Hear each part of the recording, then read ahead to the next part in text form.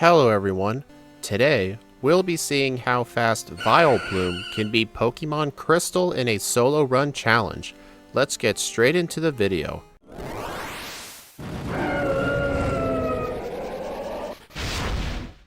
This week I'll be doing the two grass type Pokemon Vileplume and Blossom. Blossom will be done later in the week, but right now we're doing Vileplume. This Pokemon was introduced in Generation 1, and unlike Blossom, is part Poison type, so that may come in handy, but in order to know for sure, we're going to need to take a look at our movesets and our stats. But first, let's start with our stats. We have 75 HP, 80 attack, 85 defense, 100 special attack, 90 special defense, and 50 speed. We are also in the medium-slow experience group, which in the early game, and especially for solo run challenges, is extremely good because in the early game you level up super quickly, and by the time you start to slow down in your leveling, you'll already be so much over-leveled compared to everyone else, it really wouldn't matter. Plus, now, let's take a look at our starting moveset. Since Vileplume is a stone evolution from Gloom using a Leaf Stone, we don't have any level up moves, we just have our 4 level 1 moves. Petal Dance, Sweet Scent, Stun Spore, and Absorb. Petal Dance is a really interesting move. It's kind of like a clone of Thrash, although starting Generation 2, unlike Generation 1 where it can hit 3 to 4 times, it only goes 2 to 3 in Gen 2, so it's a lot less good than it was in Gen 1, but it's still going to be our most powerful attack, plus it does let us hit twice in one turn with 1 PP, so it should still be a very good move. Plus Absorb is just going to be for extra damage, but since the first gym leader is a flying type user, things are not going to be that good. So I think in the early game, I should try and fight most of the trainers and most of the wild Pokemon that I can. But fortunately, the rival's easy because his Cyndaquil doesn't have a fire type move yet. Now that we've gone over the stats, we'll need to go over the rest of the moveset. We really do not have that many TMs though. Our main TMs are Curse, Hidden Power, Sunny Day, Giga Drain, Solar Beam, Return, and Sludge Bomb. Sludge Bomb will be really good same type attack bonus move along with Petal Dance. We can't get Giga Drain until Kanto with Erica, and we can't get Solar Beam until after we have access to Whirlpool, so it's going to be quite a while till we get those moves, but Petal Dance is still a good move either way at 70 power, so it should still be good for right now.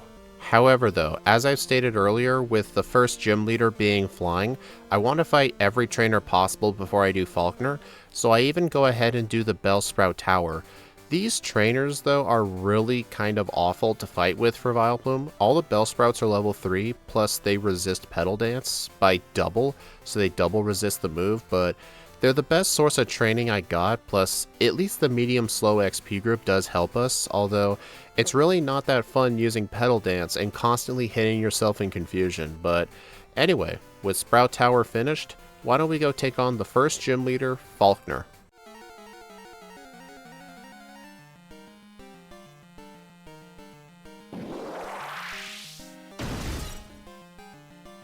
I am holding a berry for this fight, and I am level 14. He leads off with Pidgey, which is a one-shot with Petal Dance. Now for the Pidgeotto. Petal Dance does about half. Unfortunately, I don't get a 3-turn Petal Dance, so I risk the chance of hitting myself, and fortunately I do not, and I beat Falkner at around 9 minutes. So, it's a lot of training, but hey, no resets, I'll definitely take it. But we're not out of the woods yet, though. The second gym leader is Bugsy, and he has a Scyther which also double resists grass, so it's going to be quite bad, but Axew Kairisora, who is my assistant with helping me route these runs, he actually recommended a pretty interesting strat that I would not have thought of, so stay tuned for it. I get the Paralysis Cure Berry south of Violet, just in case I want to use it for either Jasmine, Claire, or for Lance, because they all have Thunder Wave strategies, and if they paralyze you, it can be very bad. And besides that, I fight a lot of the trainers going towards the Union Cave, as well as inside the Union Cave.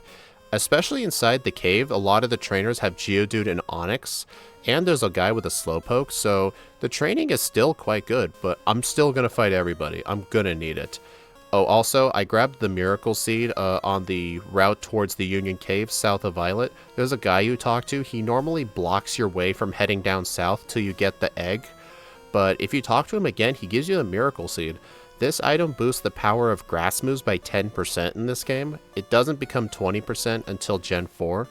But even though it's only 10%, it's gonna come in handy as just a generic held item. Usually in these runs, my generic held item is a Quick Claw, but I feel like at 50 speed, I don't think our speed stat's going to be that big of a deal, so Miracle Seed will definitely do for now. Once the Union Cave is over, I enter Azalea Town, clear out the entirety of the Slowpoke well, and before I do Bugsy, I have to defeat Rival 2 first. I cannot beat Bugsy first. I'll explain why after the battle. He starts off with Ghastly. Petal Dance unfortunately doesn't one-shot, Lick doesn't paralyze me, and I one-shot it. Next up is the Quilava. Ember does roughly a quarter. I hit myself in Confusion not once, but twice. My Berry heals me, and he just uses Leer, and I notice that Petal Dance only does a quarter to a third. So this fight is winnable, I just need to get better luck with not hitting myself in Confusion. But I decide before I fight the rival again, I may as well clear out the trainers in Bugsy's gym because they may get me to level 20 over the next damage rounding threshold, so that should make the fight easier. Let's see. And I was correct. I come back at level 20, I defeat the Ghastly without taking any damage, and then I 3-shot the Quilava with Petal Dance. I do get burned though, but it didn't really matter, unfortunately, because I didn't die because of the burn. I died because Smokescreen from the Quilava caused me to miss 2 Petal Dances in a row, and I got a reset because of it. Hopefully it doesn't happen on the third battle. Although I don't get hit with Smokescreen, I still die to a critical hit Ember. I'm just gonna go skip ahead to the winning attempt, which fortunately for you guys and for me is just the very next attempt. I defeat the Zubat with only 9 HP left. I was holding the Miracle Seed for this fight just to get a little bit of a power boost. It may have helped, it may not have helped, but yeah, this fight was really quite rough, because if I had hit myself too many times from Petal Dance, I would have had a bunch of resets. But you may be asking now, why did you fight the rival first when you could have just fought Bugsy? Well, this is where Axew's strategy comes in. I do the whole Farfetch'd quest, and I get the HM for Cut, which Vileplume can learn, and I'm going to teach it Cut. You may be wondering why I'm doing that. I'm going to be using Cut to defeat Bugsy, because the alternative would have to be using Stun Spore on the Scyther and spamming Petal Dance and just hope for the best. I know Steve M Plays did this strat when he did Blossom on stream a year or so ago, but the problem is with that strat, it is extremely luck dependent, so I think it's honestly a better idea to just teach Cut and just hold on to it until you get to the move deleter in Blackthorn. So I will have to hold off on teaching Return, but I think it's a fair price to pay for a more consistent Bugsy fight. So let's go see how this plays out.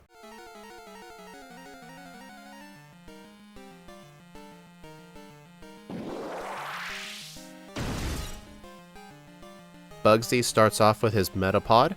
I go ahead and use Cut on it. It does half. It uses Harden, but fortunately it still goes down after a second cut. And then on the Kakuna, it also uses Harden, so the fight plays out just the same. And now for the Scyther. Fury Cutter only does 4 damage. I miss Cut, and Cut only does a quarter, but now the Fury Cutters are really starting to stack up, and unfortunately not a single one of them missed, and I get a reset. Looking back on this, I should have used a turn 1 Stun Spore on the Scyther just to make the fight more consistent, so that was definitely player error on my part. And I'm still kind of an idiot for not thinking of this strat, because on the next fight, I literally die the exact same way. Like, dude, how did I not notice I could just use Stun Spore? Like, I haven't used the move once this whole run, I really should have used it. Fortunately though for me, on the third try, he does end up missing a Fury Cutter at some point, and I am able to take out his Scyther. So now we have made it past honestly one of the more difficult gym leaders for this Pokemon, but sadly I am stuck with Cut on my moveset, but it'll be fine. And now with the forest behind us, I go up to Goldenrod City. I do a bunch of the optional trainers surrounding the city, and then as soon as I enter the city, I have to do a bunch of errands. It mainly consists of stuff like getting the coin case to purchase the Abra, getting the bicycle, the radio card, and then Kenya the Spearow for fly. But since this is crystal version, I can't just challenge Whitney right away, because I do need the squirt bottle. I have to go up to the Pseudo-Widow tree, talk to the girl to get her to go back to the flower shop, and then I can teleport back. I mean, technically you can fight Whitney before this, but it's more efficient pathing to just do it like this. Plus, it gives you an opportunity to do more training before Whitney. Plus, the trainers north of Goldenrod are honestly pretty decent. There's this one guy with a Diglett and a Sandshrew, there's the guy here with 2 Magmars, and then there's this guy here with the 4 Voltorbs. I know people make fun of this guy because he has a level 2 Voltorb, but his level 10 and his level 14 Voltorb actually give very good experience yields. Plus, if you're doing training before Whitney, it's still honestly worth fighting this guy just because he is a spinner. You are going to have to pass through the area at least once or twice, so you may as well just get the fight out of the way. Also, on my way to the Pseudo-Widow tree, I do get the Quick Claw. I only have base 50 speed, and it might come in handy. I also fight a couple of the trainers in this park, plus in the wild here, I ended up finding a Psyduck.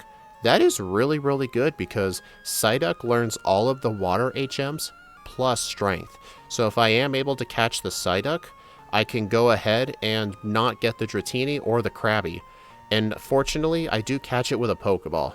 You may be wondering why I didn't use Stun Spore to increase my catch rate. Well, here's the funny thing. In Generation 2, due to a bug, Paralysis, Poison, and Burn affect the catch rate by 0. So me using Stun Spore would not have affected the catch rate at all. The only status conditions that do in this game are Sleep and Freeze, which is kinda bad for catching things. So anyway, now that I've talked to this girl here, I can teleport back to Goldenrod and take on the 3rd gym leader, Whitney.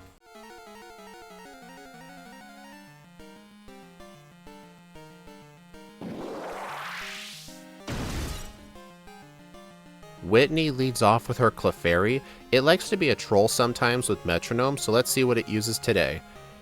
Fortunately, Clefairy doesn't use Metronome, it just uses Disable, and I knock it out with Petal Dance. Next up is the Miltank. I meant to say Double Slap, by the way. Anyway, Petal Dance is going to be a 2-shot, I don't hit myself in confusion, and Whitney is defeated. Nice. Now with Whitney defeated, I can get the Squirt Bottle, head my way up to the Pseudo-Widow tree, and then I can get into Ecruteak.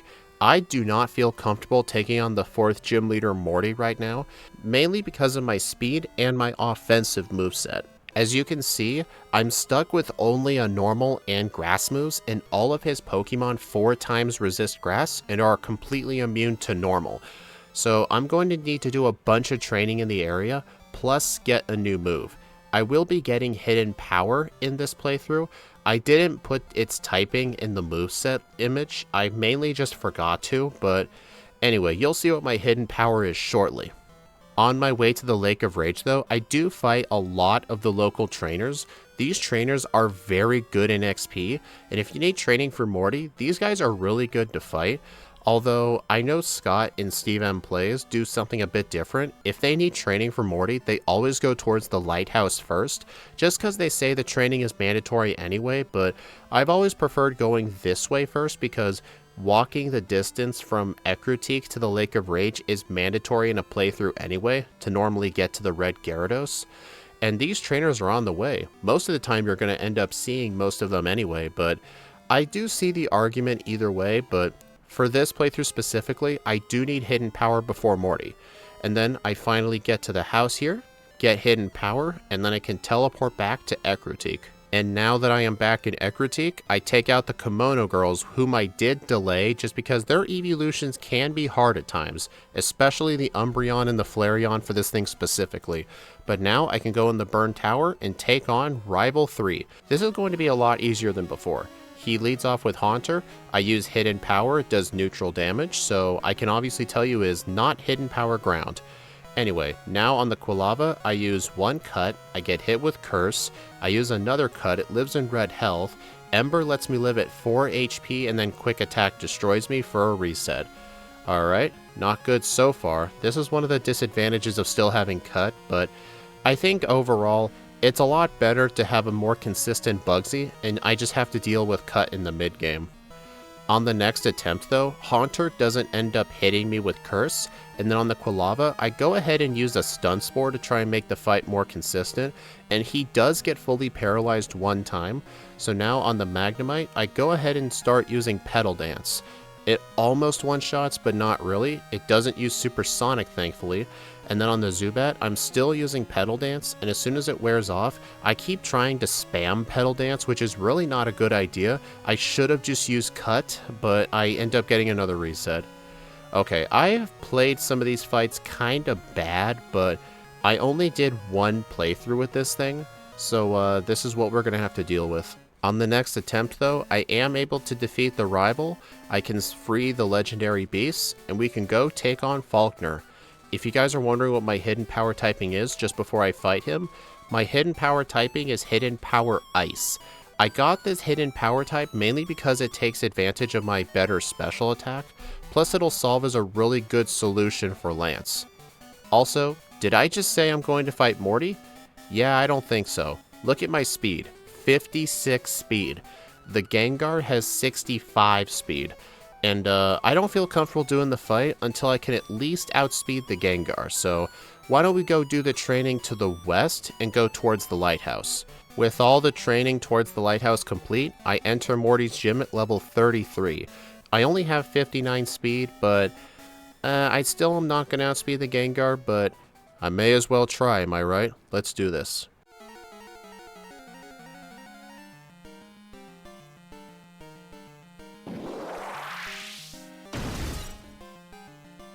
Morty starts off with his level 21 Ghastly. Hidden Power Ice does the one-shot, and now is the Haunter. I go ahead and use Hidden Power, it one-shots, I get to level 35, I'm at 63 speed, which is one slower than the Gengar. Okay, it's 64 speed, I thought it was 65. Oh well, close enough. I get hit with Hypnosis, then Dream Eater. Come on, wake up. I do not wake up and I get a reset. Honestly, I kind of blame this on myself. There is a mint berry on the way towards the lighthouse near the Moo Moo Milk Farm, so I could have just gotten that to make Morty a bit safer, but the reason I chose not to get it is because Hypnosis has a 40-something% chance to miss, because Hypnosis is normally 60% accurate, which is already inaccurate enough, plus the AI has a built-in 25% reduction with moves like Hypnosis. But fortunately on the Gengar, he just uses Mean Look, giving me a free win on this fight. So yeah, I feel like I played this run not really bad per se. It's mainly from using moves incorrectly. Like, for example, I shouldn't have been using Petal Dance on the rival Zubat, and I should have been using Stun Spore on Bugsy's Scyther to make more consistent. So it's mainly the fact I'm playing extra risky when I don't need to, but hey, at least we defeated Morty. So now I can go head on back to Olivine and go surf to Cianwood and go take on Chuck.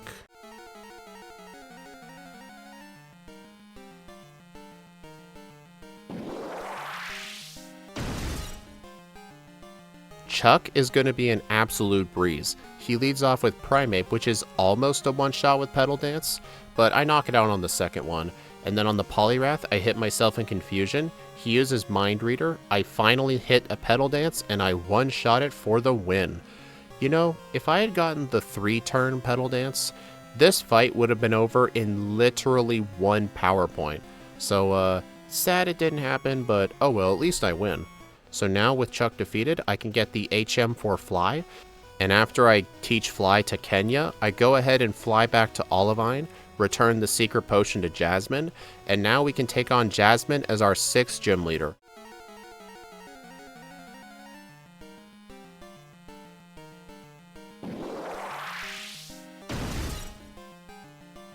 I'm not really too worried about the Steelix, I'm worried about the Magnemites surviving and paralyzing me. So let's see if Petal Dance one-shots the Magnemite. It does not, and I get hit with Thunder Wave followed by Supersonic. Yeah, this isn't good.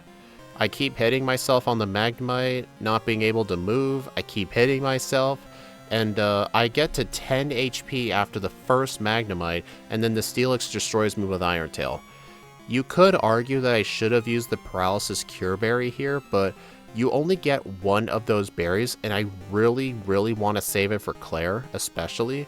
But now that I think about it, I probably should have just used it here, but anyway, on the next attempt, Thunder Wave misses me. I defeat the first Magnemite, defeat the Steelix, and I defeat the second Magnemite, all without getting paralyzed on it. So, yeah, never punished. Although, like I said, I feel like I played this run a bit recklessly, but I don't view recklessly as a bad thing. Like, if you play runs recklessly, you can get very good times, but it can result in more resets. But I feel like overall, I'm still somewhat happy with this run. I could have just played a few fights a bit better, but I try not to really care about resets that much, especially if they are quick resets. So now with Jasmine's badge, I can go clear out the entire rocket section, which I'm not going to go through just because it's quite boring. And with all that stuff done, let's go take on the 7th gym leader, Price.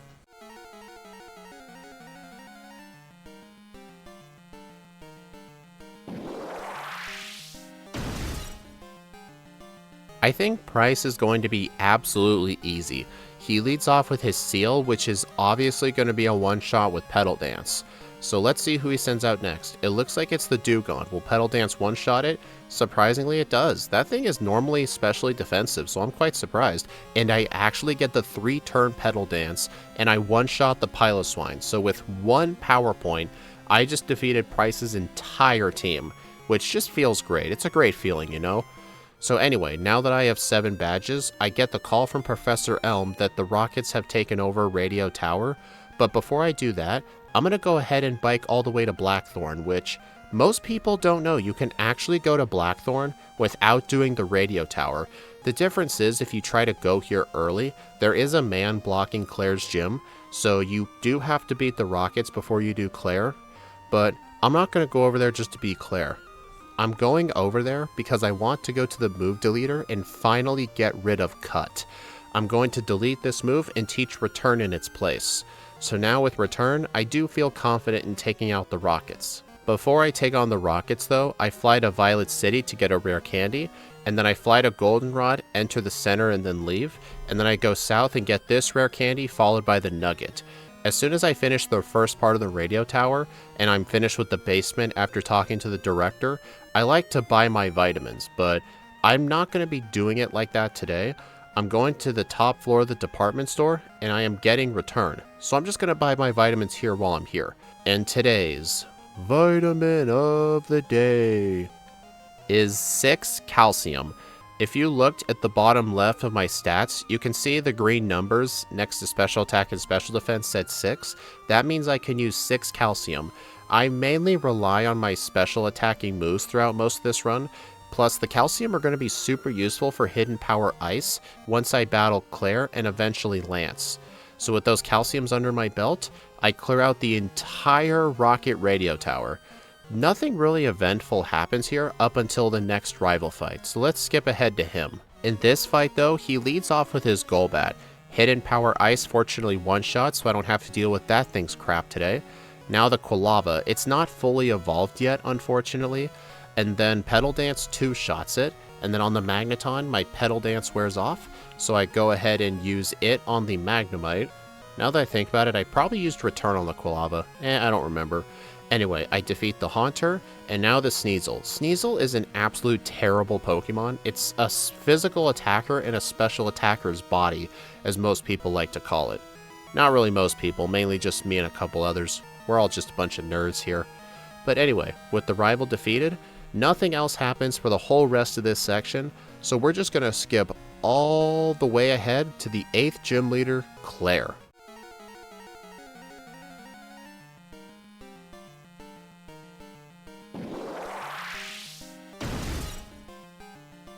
If I can one-shot all 3 of her Dragonairs with Hidden Power Ice, I'll be good to go.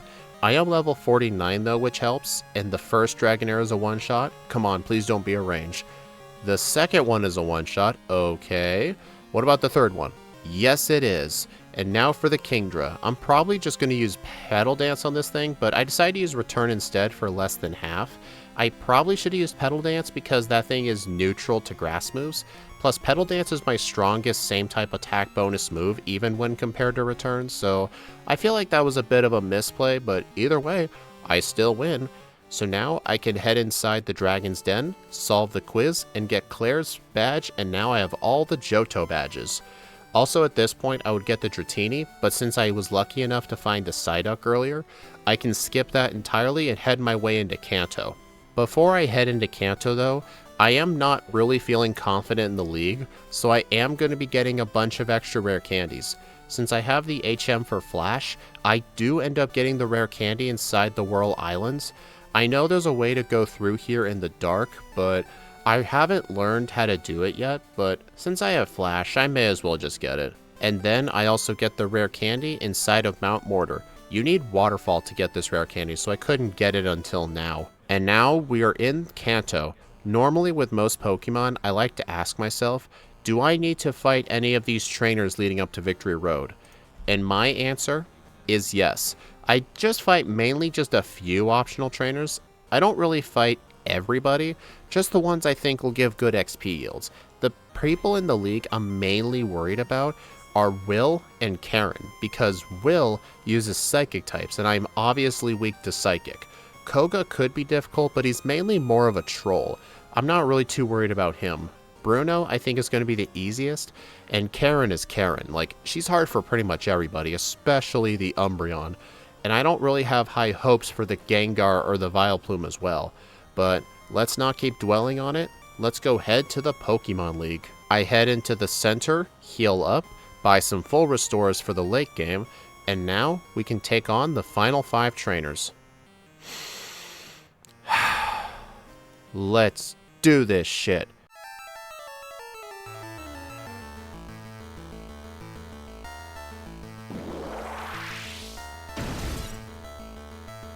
First up is the Psychic-type Elite Four member Will.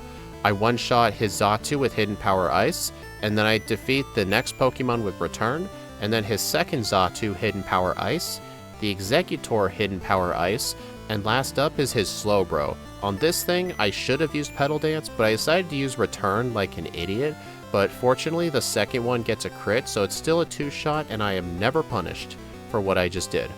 So now, we are on to the second Elite Four member, Koga.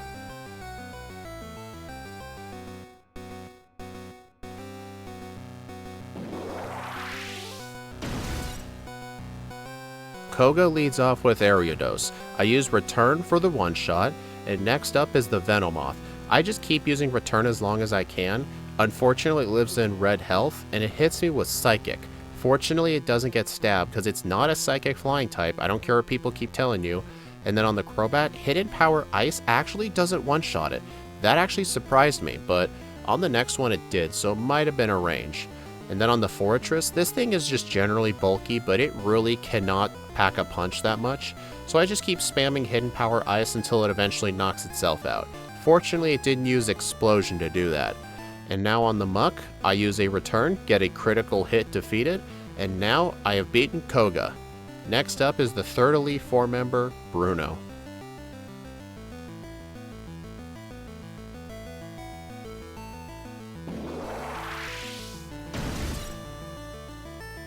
First up is the Hitmontop. I go for Return just because the Hitmons have better special defense than they do defense. So next up is the Hitmonchan. I switched to Petal Dance for some reason. I get hit with Fire Punch, fortunately don't get burned, and now we are on to the Hitmonlee. Hitmonlee actually lives the Petal Dance unsurprisingly, and he hits me with Swagger, which is just hilarious. I don't hit myself in confusion, and I one-shot the Hitmonlee and the Machamp. Literally, Bruno just helped me out here, so yeah, that's quite an L move there, buddy. Next up is the fourth Elite Four member, Karen.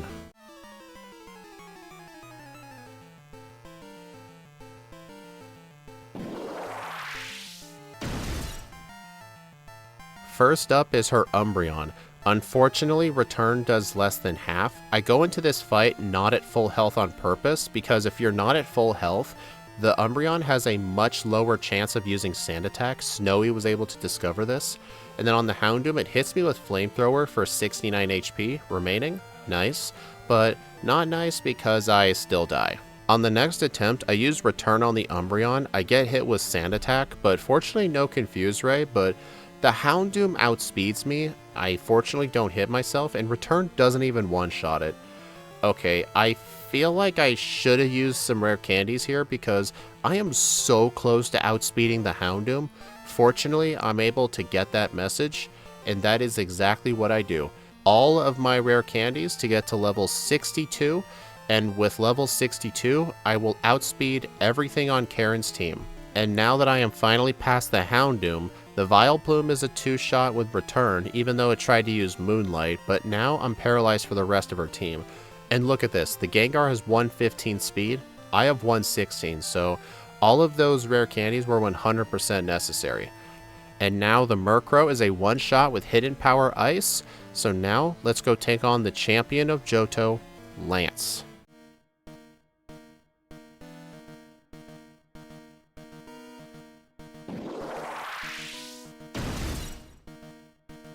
I enter this fight holding the Nevermelt Ice to boost the power of Hidden Power Ice by 10%.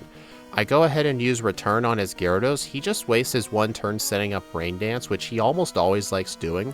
And then on the first Dragonite, I one-shot it with Hidden Power Ice.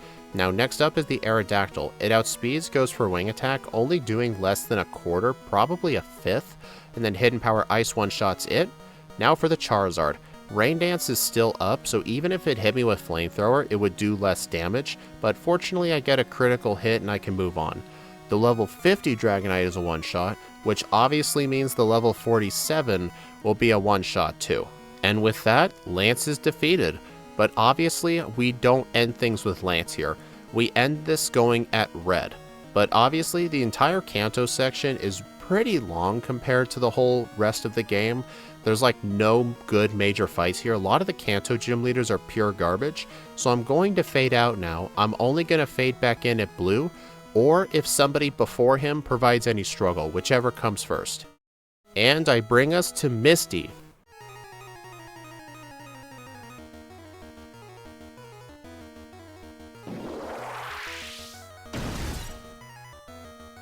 Why would you expect Misty to be difficult? Look at this. I use Petal Dance on the Lapras. It gets a crit, right? But look at the Starmie.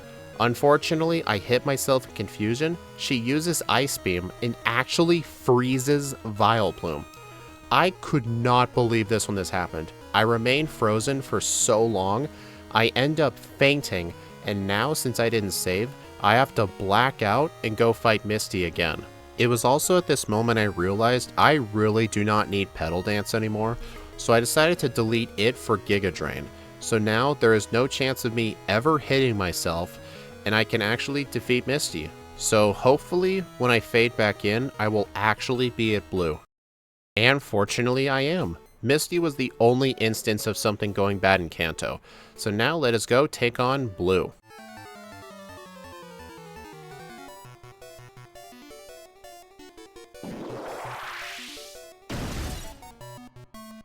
I have the Quick Claw for this fight, as well as Curse on my moveset. I got rid of Giga Drain for it. This will be effectively my moveset going into the final part of the game. I go ahead and set up my curses on the Pidgeot. It does have Whirlwind, but unlike in newer games, it won't prioritize it if I set up too much, so he's only going to use it just randomly pretty much. So now at +3, I defeat the Pidgeot, and then I defeat the Alakazam, although unfortunately I am at low health. I get really worried here, and then the Arcanine defeats me with Flamethrower.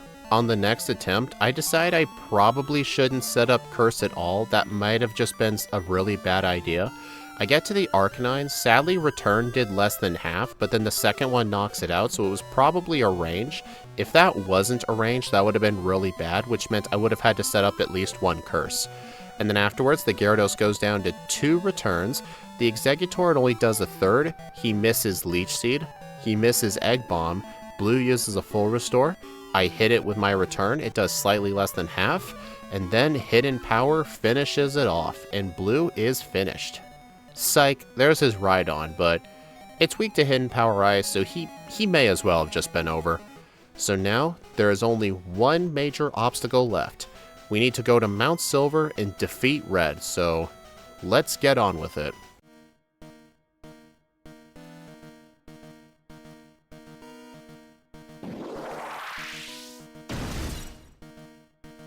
Just before this fight, I did buy Protect from the department store in Celadon and taught it in the place of Hidden Power. Protect is really good, mainly for avoiding turn 1 charms on the Pikachu, plus you can use Protect occasionally just to get some health back with the leftovers, but I won't be using leftovers here.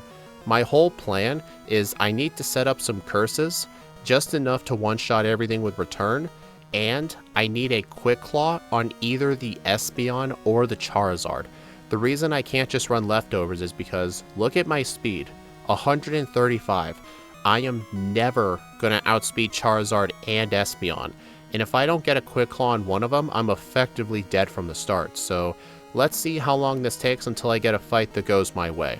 On the first try though of this battle, I do get the Quick Claw on the Espeon, but then on the Charizard, since Sunny Day was up, it was able to just completely kill me with Flamethrower. So I think on the Venusaur, if it ever uses Sunny Day, I need to try and stall it out with Rest and Protect. And the winning attempt is only 16 resets into the run. Once I finally get past the Pikachu with +6 attack, +6 defense, and -6 in speed, next is the Espeon. It does go for Reflect, but fortunately even at +6 I one-shot it with Return. But now is the Snorlax. It uses a turn 1 Amnesia in boosting its special defense, and then I two-shot it with Return. I do have to wait for the Reflect to go away, because otherwise I won't be able to one-shot the Charizard. So on the Venusaur, I am trying to stall out, because I need to make sure on the Charizard there is no Sunny Day. Because if there's a Sunny Day up, you know what I'll have to do? I would have to get a Quick Claw. But I'm pretty confident that without the sun up, Charizard cannot one-shot Vileplume. And then once I eventually get past the Venusaur and get to the Charizard, I end up getting the Quick Claw boost anyway, so all of that stall on the Venusaur was just an absolute waste of time. And then on the Blastoise, it uses Blizzard and it froze me. But then guess this, it missed Blizzard, I de-thawed, he missed Blizzard again, I knock it out with Return, and Vileplume has beaten Pokemon Crystal with a time of 1 hour, 56 minutes, and 12 seconds, with 16 resets at level 72 gained last minute on the Blastoise, and a game time of 5 hours and 6 minutes. This Pokemon really did not feel that good to play with, especially when you compare it against other Pokemon in Crystal. And if we take a look at our leaderboard here, out of a total of 13 Pokemon we've ranked so far, Vileplume is its 7th place. It did around 4 minutes worse than Charizard, but it did perform roughly 6 minutes better than Umbreon. And Umbreon completely sucked in this game because its starting moveset is just Tackle and Sand Attack, and its Stab Dark moves are really, really weak. Plus, if you look at the other Pokemon that are in higher positions on my leaderboard, literally Crobat did better than this thing. Crobat. So, yeah, Vileplume, not that good in Pokemon Crystal, but we'll see if his twin brother Blossom can make up for it. But, yeah, anyway, thank y'all for watching. Please like, comment, and subscribe if you want to see more. And be sure to follow my socials and support me through YouTube memberships. All YouTube members will have access to all the patch files for all the backported Pokemon runs we've ever done. And new members get 1 free backport request. So if you want one of those, become a member today. I will see you all in a next video where I will be playing Blossom in Pokemon Crystal. I'll see you then.